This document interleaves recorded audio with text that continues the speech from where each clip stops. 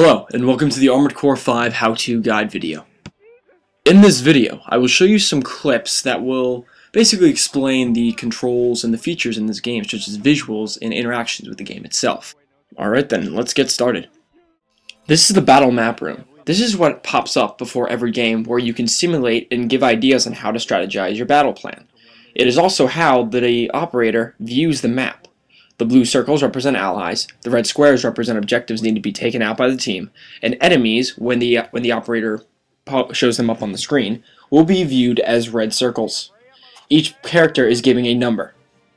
It's very useful for the operator to call up the numbers and for the members of the team to remember the numbers, so it's easier to communicate. Alright, as you can see, my team, which are the attackers, is being dropped off onto the battlefield. It will show off all our emblems, it'll show off our mechs in a badass sort of fashion, and of course our team emblem. The operator is not shown due to the fact that he's supposed to be in some type of other zone. The defenders are just shown being driven in and being set and prepped for war. As you can see, there is a large circle in the center of my HUD that shows ammo, the amount of thrust I can do before it's regenerated, and health. The top part, it represents ammo, top left is left side, top right is right side, bottom left is health, and bottom right is thrust. Now you just see I just switched my weapons into a more heavier ornament.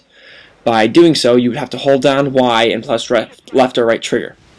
Now you can see there are a bunch of letters pop up. That was deployed by our operator. That's telling us, hey, your objectives are A, B, and C. And of course he's pointing out the large objectives, which is those ships. Okay, there's an example of the health going down. That gun did a lot of damage to my mech. It's on the hardest difficulty, so it's understandable for me to get hit a lot, but I should have strategized with my team. And after being destroyed, my mech now turns into this little dude.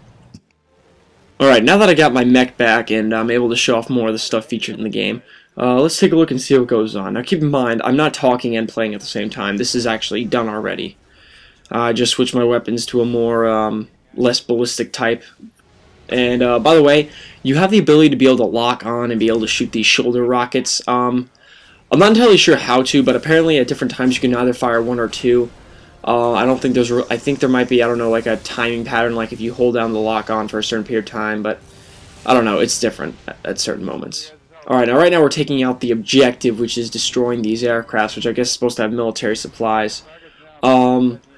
Certain airships cannot be damaged by certain things. Like, oh shit, that was a big rocket.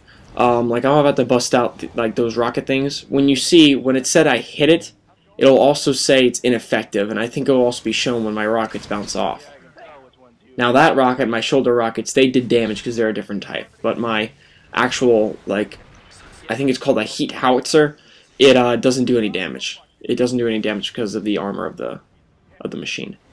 So basically, me not knowing this, because I never really saw these ineffective, I just thought that I was shooting a certain part of the ship that was keeping me from being able to fire my rockets at it. But basically, if you're going against those ships, I don't know, do a variety of weaponry, or just, you know, use the shoulder rockets.